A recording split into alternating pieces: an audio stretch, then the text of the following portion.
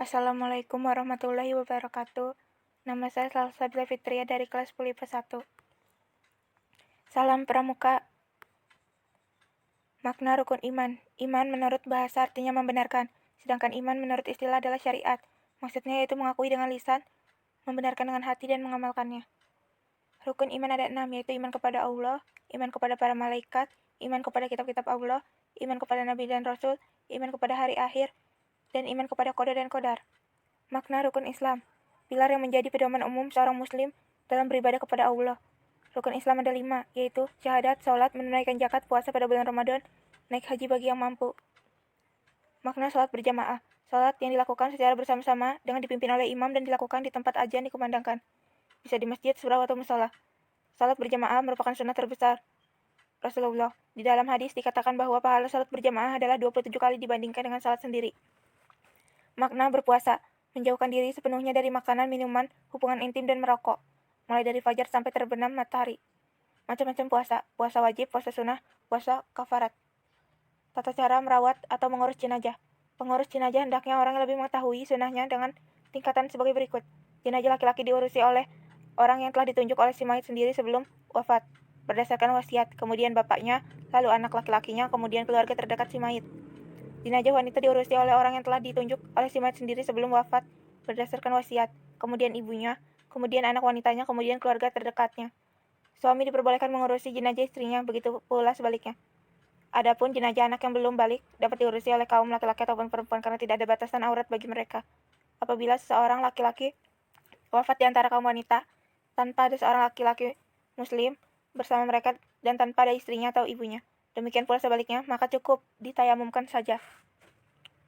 Doa ijab qabul zakat. Doa berikut ini dibaca pada saat kita akan mengeluarkan atau membayar zakat fitrah. Bacaan doanya sebagai berikut. Nawaitul ukhrija zakatal fitri an nafsi fardolillahi ta'ala. Artinya, sengaja saya mengeluarkan zakat fitrah pada diri saya sendiri, fardu karena Allah Ta'ala. SKU 2. Berani menyampaikan kritik dan saran dengan sopan santun kepada sesama teman. Poin-poin penting yang harus dicapai yaitu berani mengemukakan saran dengan sopan santun tanpa menyinggung teman. 2. Berani mengemukakan kritik dan saran dengan sopan dan santun tanpa menyinggung teman. 3. Dapat mengungkapkan alasan.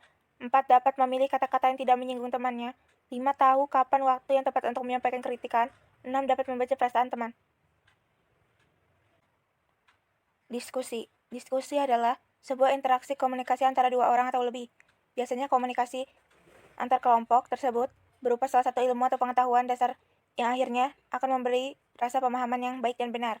Diskusi bisa berupa apa saja, yang awalnya disebut topik. Dari topik inilah diskusi berkembang dan diperbincangkan yang pada akhirnya akan menghasilkan suatu pemahaman.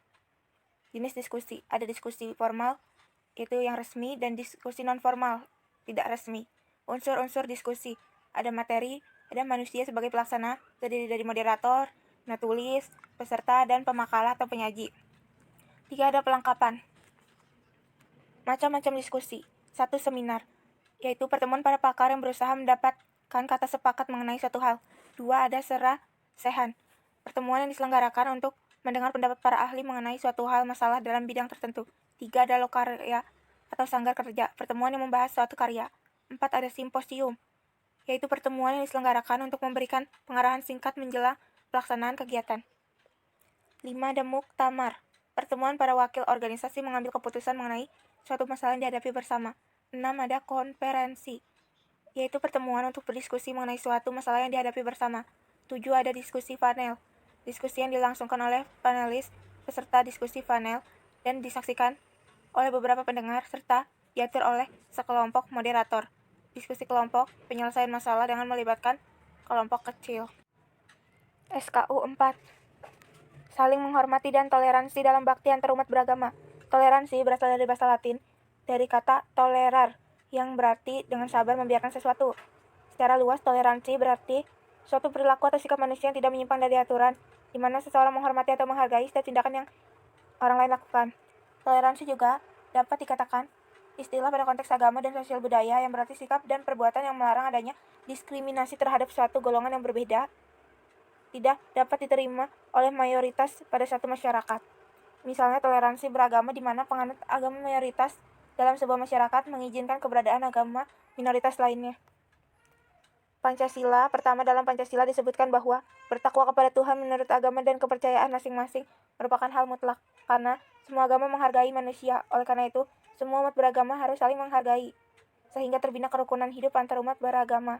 Contoh perwujudan toleransi beragama: memahami setiap perbedaan, sikap tolong-menolong antar sesama umat, tidak membedakan ras, agama, budaya, maupun ras. Rasa saling menghormati serta menghargai antar sesama umat manusia. Contoh pelaksanaan toleransi beragama itu memperbaiki tempat-tempat umum, kerja bakti, membersihkan jalan desa, membantu korban kecelakaan lalu lintas, menolong orang terkena musibah atau bencana alam. Penyebab munculnya ketegangan antar umat beragama antara lain kurangnya pengetahuan para pemeluk akan agamanya sendiri dan agama pihak lain. Kaburnya batas antara sikap memegang teguh keyakinan agama dan toleransi dalam kehidupan masyarakat. Sifat dari setiap agama yang mengandung misi dakwah dan tugas dakwah. Kurangnya saling pengertian dalam menghadapi perbedaan pendapat. Para pemeluk agama tidak mampu mengontrol diri sehingga tidak menghormati bahkan memandang rendah agama lain. Kecurigaan terhadap pihak lain, baik antar umat beragama atau antar umat beragama dengan pemerintah. Sikap lapang dada dalam kehidupan beragama akan memiliki makna bagi kemajuan dan kehidupan masyarakat apabila diwujudkan dalam saling percaya atas itikat baik golongan agama lain, saling menghormati hak orang lain, saling menahan diri terhadap ajaran, keyakinan, dan kebiasaan kelompok agama yang berbeda yang mungkin berlawanan dengan ajaran, keyakinan, dan kebiasaan sendiri. Ada 3 macam sikap toleransi, yaitu negatif. Isi ajaran dan penganutnya tidak dihargai. Isi ajaran dan penganutnya hanya dibiarkan saja karena dalam keadaan terpaksa. Terus ada positif. Isi ajaran ditolak tetapi penganutnya diterima serta dihargai. Terus ada ekumenis. Isi ajaran serta penganutnya dihargai karena dalam ajaran mereka itu terdapat unsur-unsur kebenaran yang berguna untuk memperdalam pendirian dan kepercayaan sendiri. Thank you for watching this video. Don't forget to like, subscribe, and comment. Wassalamualaikum semuanya. Goodbye.